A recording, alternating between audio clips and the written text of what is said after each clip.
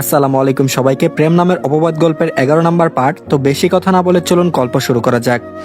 সময় কতটা দ্রুত চলে গেল, আরো এক সপ্তাহ কেটে গেল। এখন মাঝে মধ্যে বৃষ্টি হয়, যেমন আজ সকালে হয়েছে। ঋতু ভার্সিটিতে যায় বন্ধুদের সাথে আড্ডা আর ক্লাসে। ফায়েজ স্যার আর ফায়েজ ভাইয়ের মাঝে বিস্তার ফারাকের মধ্যেও বারবার প্রেমের বাতাসে দুলে, তবুও কোথাও যেন শূন্যতা ঘিরে রয়েছে। ফায়েজ ভাই বাসায় যেমন কথা বলে, ভার্সিটিতে যেন চিনেও না, অথচ তাদের শরীরে একই পরিবারের রক্ত। তাদের নামের পাশে খান শব্দটা ঝলমল করছে। দিনটা শনিবার ছিল, ভার্সিটি খোলা থাকলেও প্রথম বর্ষের আজ কোনো ক্লাস ছিল না, তাই শুক্রবার আর শনিবার ছুটির দিনের তালিকায় রয়েছে। ঋতু বাসায় থাকলেও বাসায় নেই নীল। তার ক্লাস থাকুক আর না থাকুক, ভার্সিটির গেট যেন তাকে পার করতেই হবে। স্যাররা তাকে না দেখলে প্রাণ হারিয়ে যায়, একটা দুটো শিক্ষক যেন মারাও যেতে পারে। এতটা নয়নের মনি হয়েছে নীল, অথচ নীল কোন পরিবারের সন্তান তা আজ অনেকে জানেও না। দুপুরে আজ নীল বাসায়, ঋতু এলো ভাইয়ের রুমে। বিছানায় পড়ে থাকা আইফোন 14 বেজে যাচ্ছে বারবার। ঋতু চারিদিকে তাকিয়ে পানির শব্দে বুঝলো তার ভাই গোসলে, অথচ কলের পাশে মানুষটির জন্য দম নেওয়ারও জোর নেই। মানুষ ইমার্জেন্সি হলেও এত জোরে দৌড়ায় না যতটা কল মালিক বারবার কল দিয়ে বোঝাচ্ছে। একবার চাইলেও বেজে যাক কল, তাতে কি, ভাইয়া এসে ধরবে। কিন্তু আবার কি মনে করে বিছানার দিকে গেল, হাত মোবাইল এনে দেখলো আননোন নাম্বার। মোবাইলের দিকে তাকিয়ে থাকতে থাকতে কয়েক সেকেন্ড বাদে টুট টুট করে কল কেটে গেল। ঋতু মোবাইল রাখতে গিয়ে নজর গেল 27টা কল করেছে কোনো এক খেপা। জুড়ে একবার ডাকলো ভাইকে, তখনও পানির শব্দ। তারপর বলল, এ ভাইয়া তোমার কল আসছে বারবার, কোনো এক পাগল 27 বার কল দিয়েছে, তাড়াতাড়ি আয় নয়তো পাগলে প্যান খারাপ হয়ে যাবে।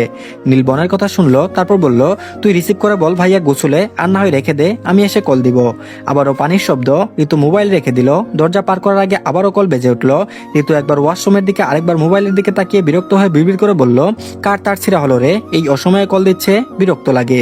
এ ভাইয়ার গার্লফ্রেন্ড নাকি? কত আজগুবি ভাবনা মাথায় নিয়ে এসে সে কল রিসিভ করলো। ঋতু কিছু বলার আগে অপাস থেকে একটা মেয়ে লিকণ্ঠ বলে উঠলো, এত কল দিলাম ধরেননি কেন? আপনি আমায় ইগনোর করছেন কেন? শুনুন না, আমার বাবার যা আছে না, আপনার পরিবারও খেতে পারবে। আমি বলে আপনার জন্য চাকরির ব্যবস্থা করে দিব, শুধু আমার প্রপোজাল মেনে নিন। ঋতু কি বলবে বুঝে উঠতে পারছে না, চুপ করে আছে দেখে আবারও বলে উঠলো, কি হলো কথা বলুন। ভার্সিটির ভিপি একটা মেয়ের সাথে কলে কথা বলতে লজ্জা পায়, এটা যদি কেউ শুনে তাহলে আপনাকে নিয়ে হাসাহাসি করবে। আমি চাই না কেউ হাসুক। আমি দেখতে অনেক সুন্দর বড় লোক, চাইলেও পেয়ে যাবো আমার লেভেলের, কিন্তু আপনার চোখ তো আর পাবো না। তাই কি আর করার, আপনাকে পছন্দ করতে হলো। সে যাই হোক, আমায় গার্লফ্রেন্ড বানিয়ে নেন। ঋতুর হাসি আসলো, কেউ এভাবে ভালোবাসার কথা বলে? তবে একটু মজা নেওয়া যাক। তারপর বলল, কি আপনি আমার ভাইকে কল দিয়ে বিরক্ত করেন? কোনো মেয়েলি গলা শুনে চমকে গেল তুলি। হ্যাঁ, তুলি কল দিয়েছে নীলকে, গত দুদিন ধরে বিরক্ত করছে। কিভাবে জানি নাম্বার জোগাড় করলো, এখন রাত দিন কোনোটাই মানে না। যখন মন চায় কল দিয়ে নিজেদের অহংকার দেখিয়ে আবারও ভালোবাসার কথা বলে। তুলির ফুফি মানে তিশার মা নিশার মতে গরিবরা টাকার জন্য সব পারে, প্রথমে ঢং করবে পরে পা চাটবে, অথচ তারা এটা জানেই না নীলের পরিবার চাইলে তাদের 10 বার কিনতে পারে। তুলি বলল, আপনার ভাই মানে? নীল ভাইয়া আপনার ভাই? ও, আমি তোমার ভাবি হই। ঋতু বলল, ভাবি? কিন্তু ভাইয়ার তো বিয়ের বয়স হয়নি, আপনাকে কবে বিয়ে করলো? তুলি বলল, করেনি, করবে। ঋতু বলল, ও আম্মু, তোমার ছেলে বউ জুটিয়ে নিল, বড় লোকের বউ এখন আমাদের আর চিনবে না। ঋতুর অভিনয় দেখে সবেমাত্র নীল ওয়াশরুম থেকে বের হয়ে তাজ্জব বনে গেল। মেয়ে বিরক্ত হয়ে বলল, আরে কান্না করিও না, তোমরা চিন্তা করিও না, আমার পাপ্পার অনেক টাকা, তোমাদের খাওয়ার ব্যবস্থা হয়ে যাবে, শুধু আমাদের বিয়েটা হোক। ঋতু কিছু বলার আগেই নীল বলে উঠলো, কার সাথে কথা বলছিলি, আর এভাবে বিলাপ করছিস কেন? কেউ কি মরেছে? নীলের কথা স্পষ্ট তুলে শুনেছে। ঋতু ভাইয়ের কাছে গিয়ে বলল, তোমার বউ কল দিয়েছে ভাইয়া, তুমি তো পর হয়ে গেছো। নীল বলল, কি আবল তাবল বলছিস, দেখি তো কে। বলে মোবাইল হাতে নিয়ে নাম্বার দেখে নীল বিরক্ত চোখে নাক মুখ কুচকিয়ে বলল, এই মেয়েটা কতটা অসভ্য অহংকারী, এসব ফালতু মেয়েদের কথা শুনে কাঁদছিস কেন? শুন, তোর ভাই এসব মেয়েদের সাথে কথা বলতে যেমন রুচিতে সমস্যা হয়, তেমন মেয়ে ঘরে তুলবে মাথা থেকে ফেলে দে। নীলের কথা শুনে ঋতু ফিক করে হেসে দিল। তুলি যতটা না নীলের কথায় রেগে গেল, তার চেয়ে বেশি ঋতুর হাসিতে জ্বলে ছারখার হলো। কল কাটতে ঋতু ফ্লোরে বসে গড়াগড়ি করে হাসতে দেখে নীলের মাথায় হাত। তারপর বলল, এই তুই কি পাগল হয়ে গেলি নাকি, এভাবে হাসছিস কেন? ঋতু বলল, আরে ভাইয়া, এ খেপা কোথায় থেকে জুটালি? নীল বলল, আমি জুটাইনি, জুটতে চাইছে, শরম থাকলে দ্বিতীয়বার এই মুখ দেখাবে না। ঋতু বলল, মেয়েটা কি সুন্দর। ভাইয়ের পিছন পিছন বারান্দা পর্যন্ত গেল ঋতু। তারপর বলল, তবে আমার ইন্টারেস্ট নেই। ঋতু বলল, নাম কি? নীল বলল, তুলি, তোর ক্লাসমেট। ঋতু বলল, কি?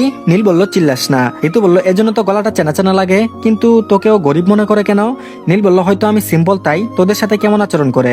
ঋতু বলল, যেমন সবার সাথে করে ঠিক তেমন, আমাদের গ্যাংকে তো সহ্যই করে না। নীল বলল, এর সাথে মিশার দরকার নেই, ফালতু মেয়ে একটা। ঋতু বলল, ওর সাথে কথা বলার সময় নেই আমাদের, আমি তো ফায়েজ ভাইয়ের প্রেমে মশগুল। শেষ লাইন বিড়বিড় করে বলায় নীল বুঝলো না। ঋতু চলে গেল। আর এদিকে সাইম ভাই, যে কিনা ভার্সিটির সকল মেয়েদের ক্রাশ, সে একটা মেয়ের সামনে পুরো 2 মিনিট হাঁটু গেড়ে বসে আছে। সকলে সেদিকে তাকিয়ে রইল, কিন্তু কেউ বুঝতে পারছে না মেয়েটি কেন ফুল নিচ্ছে না। অনেকে তো এর মধ্যে বলা বলিও করতে লাগলো, মেয়েটির জায়গায় আমি হলে এতক্ষণে ফুল কেন জড়িয়ে ধরতাম। ইস, এমন ছেলের হাত থেকে ফুল পাওয়া তো সৌভাগ্যের ব্যাপার, কিন্তু মেয়েটা কি পাগল নাকি?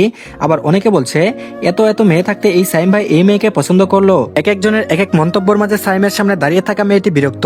নাবিলা ঋষিকে চিমটি কেটে বলল, এ ফারিহাকে যে সাইম ভাই প্রপোজ করলো, ফারিহা কি শখ খেলো নাকি? অসময়ে কথা বলা নাবিলার জন্মগত স্বভাব। ঋষি বিরক্ত হলো। এর মধ্যে সাইম তৃতীয়বারের মতো চারিদিকে তাকিয়ে বলল, I love you Nusrat Jahan Fariha. Fariha বিরক্ত যেন বাড়ছে, তবে বুঝতে পারছে এভাবে দাঁড়িয়ে থাকলে এতক্ষণ যা নাটক ছিল তা কিছুক্ষণ পর সিনেমা হয়ে যাবে। রোহান আর ঋতু হাজে করলো, আর তা বন্ধ হলো না। ফারিহা বলল, সাইম ভাই এভাবে বসে না থেকে উঠে দাঁড়ান, সবাই দেখছে। সাইম দাঁড়ালো। ফারিহা আবারও শান্ত সুরে বলল, আমি আপনাকে ভাই হিসেবে সম্মান করি, আশা করি মর্যাদা রাখবেন, দ্বিতীয়বার এই কাজ কোনোদিনও করবেন না। সাইমের মধ্যে কি চলছে বোঝা গেল না, তবে ফারিহা তার দলবল নিয়ে চলে গেল। যেতে যেতে অনেক কথা কানে এলো। এই যে বাবারে কি দেমাক মেয়েটার, এজন্য বলে মিডল ক্লাসদের অহংকার বেশি। আরে অল্প পানির মাছ বেশি পানি পেলে কি করবে বুঝতে পারে না। তার ছেলে বন্ধুগুলো কি সাপোর্ট দেয় নাকি যে কারোর সাথে সম্পর্কে যাওয়া যায় না? শেষ কথাটা তিশা বলল।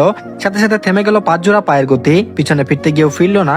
নাবিলার ইচ্ছা করলো পিছনে ফিরে ঠাস ঠাস কয়েকটা দিয়ে আসতে, কিন্তু নিরুপায় তারা। ঋতু দৌড়ে গেল। ঋতুকে দৌড়াতে দেখে ওরা বুঝলো না কোথায় যাচ্ছে। নাবিলা ঋষি আর রুহানও সেদিকে দৌড় দিল, কিন্তু কেউই খেয়াল করলো না ফারিহা যে আসেনি। ফারিহার ইচ্ছে করলো মাটি ফেটে ভিতরে ঢুকে যেতে, চোখ ভিজে আসছে বারবার। পিছনে তাকিয়ে কিছু বলার মতো শক্তি নেই, সামনে সব ঝাপসা হয়ে আসছে। কোনো মতে হেলে দুলে গেট পার করে রিক্সায় উঠলো। নিজের ভিতরে কষ্ট আটকানোর বৃথা চেষ্টা বারবার করে যাচ্ছে। বাসার সামনে নেমে ভাড়া মিটিয়ে কলিং বেল চাপতে ফারিহার মা পারবিন দরজা খুলে দিল। মেয়েকে অসময়ে দেখে জিজ্ঞেস করলো, কিরে আজ এত তাড়াতাড়ি চলে আসলি যে? ফারিহা বলল, এমনি ক্লাস নেই তাই চলে আসলাম। ফারিহার মা বলল, শরীর খারাপ? ফারিহা বলল, না আম্মু, একটু ঘুমোতে চাই। বাধা দিতে গিয়েও দিলেন না। তার আগে ফারিহা নিজের রুমে গিয়ে দরজা বন্ধ করে কাদের ব্যাগ ফ্লোরে ছুঁড়ে ফেলে বালিশে মুখ গুজে নিল। সব রাগ কষ্ট উগলে দিল সেখানে। আর এদিকে ঋতু দৌড়ে সোজা ঢুকলো নীলের ক্লাব রুমে। সেখানে নীল আর আরিফ বসে বসে কথা বলছে। ঋতুকে এভাবে বিধ্বস্ত দেখে আটকে উঠলো নীল। দৌড়ে বোনের কাছে গিয়ে বলল, কি হয়েছে, এমন দেখাচ্ছে কেন? ঋতুর মুখ দিয়ে শব্দ বেরোলো না, হাঁপাচ্ছে ঋতু। ঠিক পিছন পিছন ঋষি রুহান নাবিলাও আসলো। ঠিক ওদের পিছনে তাকিয়ে দেখলো ফারিহা নেই, অথচ সকালেও ছিল। ওদেরও চোখ মুখ কেমন জানি হয়ে আছে। বোনকে বসিয়ে পানি খাওয়ালো। পানি খেয়ে শান্ত হয়ে ভাইয়ার দিকে তাকিয়ে বলল, তুই নাকি ভার্সিটির ভিপি, অথচ এখানে তোর বোন আর ফ্রেন্ডরা বিনা কারণে অপমানিত হয়? নীল অবাক হলো ঋতুর মুখে তুই শুনে। খুব সহজে কাউকে তুই বলো না। কয়েকজন আছে, তার মধ্যে ফারিহা, রুহান, ঋষি, নাবিলা, মনরিক, আরো কয়েকটা কাজিন ছাড়া প্রায় সবাইকে আপনি আর তুমি সম্বোধন করে। সেখানে তুই বললো আজ ঋতু। তারপর বলল, কি হয়েছে আমাকে বল। ঋতুকে চুপ থাকতে দেখে সব খুলে বলল রুহান। সব শুনে নীলের পুরো শরীর জ্বলে গেল। এই মেয়ে দুটো যাচ্ছে তাই বলে নীলের পরিবার নিয়ে গালি দিয়েছে। নীল বের হতে যাবে তার আগে একটা কল আসলো। নীল কথা শেষ করে বলল, তোরা যা, পরে ওদের বিচার করব, আমার কাজ আছে। ঋতু চলে গেল। ঋতুদের ক্লাব রুম থেকে বের হয়ে তুলি তিশার দ্বিতীয়বারের মতো বিষাক্ত বলি ছুঁড়ে মারলো। তারপর বলল, আরে দেখ দেখ, সাইম ভাইয়াকে রিজেক্ট করে নীল ভাইয়ের কাছে যাই। এতদিন জানতাম গরিব, কিন্তু এখন তো দেখছি চরিত্রেও গন্ডগোল। শুধু ঋতুরা না, তিশারাও সাইমদের কথা শুনেছে। সাইমের বন্ধু তমাল বলে উঠলো, সত্যি কি মেয়েগুলো এমন? আর এই মেয়ে দুটো বারবার এদের অ্যাটাক করছে কেন রে?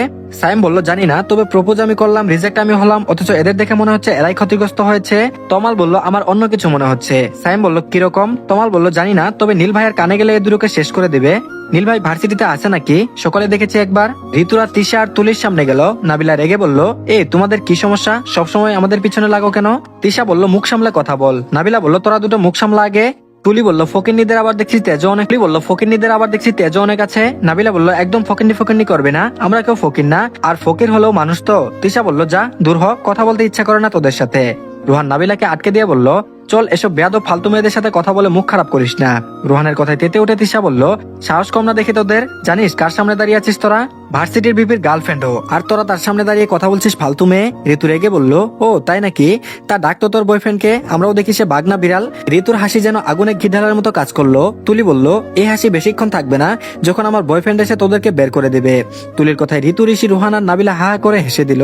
ওদের হাসি দেখে তমাল সাইমকে বলল, এরা কি পাগল হয়ে গেছে নাকি? সাইম বলল, কেন বলতো? তমাল বলল, আরে এই মেয়েটা সত্যি নীল ভাইয়ের গার্লফ্রেন্ড হয়, আমি প্রায় দেখি ভাইয়ের সাথে কথা বলে। সাইম বলল, কি বলিস, সত্যি নাকি? তমাল বলল, আমার তো তাই মনে হয়। সাইম বলল, যদি এমনি কথা বলে কোনো গার্লফ্রেন্ড না হয় তখন? তমাল বলল, আজ মনে হয় শনি আছে। কে বলেছে তোকে প্রপোজ করতে রে ভাই?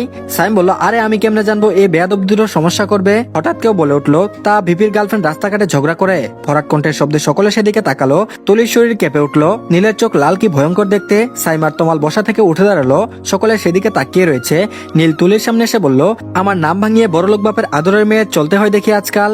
তুলি বলল, আসলে ভাইয়া। নীল বলল, আরে আসল নকল রাগ তোর, কোন সাহসে এসব নোংরা শব্দ শব্দ বের করলি মুখ দিয়ে? তোরা মেয়ে বলে এতদিন আমি চুপ ছিলাম, গত 2 মাস ধরে তোর নামে অনেক কিছু কানে আসছে। গত পরশু আমি তোদের ওয়ার্নিং দিয়েছি, আর কিছু হলে তোদের দুটোর কি হাল করে ছাড়বো কল্পনাও করতে পারবি না। তিশা বলল, নীল ভাই আপনি তুলিকে ভুল বুঝছেন, আমরা কেউই কিছু করি নাই, এসব ফকিন্নিরা আমাদের পিছনে লাগছে।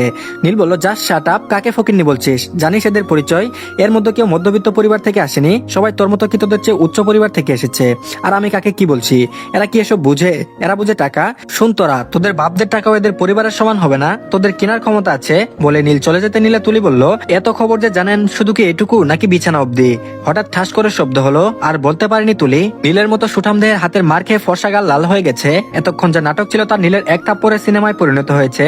নীল রেগে গিয়ে বলল, জিভ ছিঁড়ে ফেলতে ইচ্ছে করছে। জানিস কার সম্পর্কে বলছিস? ঋতুর হাত ধরে সামনে এনে বলল, ও আমার বোন হয়, আমার মায়ের পেটের বোন, তাকে নিয়ে বাজে বলার সাহস কই থেকে পাস?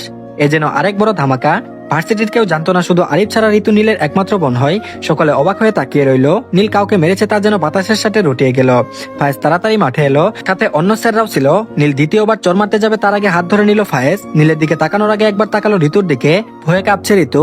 ফায়েজ শান্ত সুরে বলল, ওকে নিয়ে বাসায় যা, বাকিটা আমরা দেখছি। নীল বলল, কিন্তু? ফায়েজ বলল, কোনো কিন্তু না, যা বলছি তাই কর। নীল বাইকের পিছনে ঋতুকে বসিয়ে চলে গেল। নাবিলা, ঋষি, রুহানও চলে গেল। ফায়েজ সকলকে চলে যেতে বলল, তিশা আর তুলিকেও যেতে বলল। আল যেন বাবা মা নিয়ে ভার্সিটিতে আসে বলতে ভুলেনি প্রিন্সিপাল স্যার। তো ধন্যবাদ সবাইকে, আজকের পার্টটি এই পর্যন্তই। আশা করছি ভালো লেগেছে। তো অবশ্যই সবাই আমাদের চ্যানেলটিকে সাবস্ক্রাইব করে দিন। আল্লাহ হাফেজ।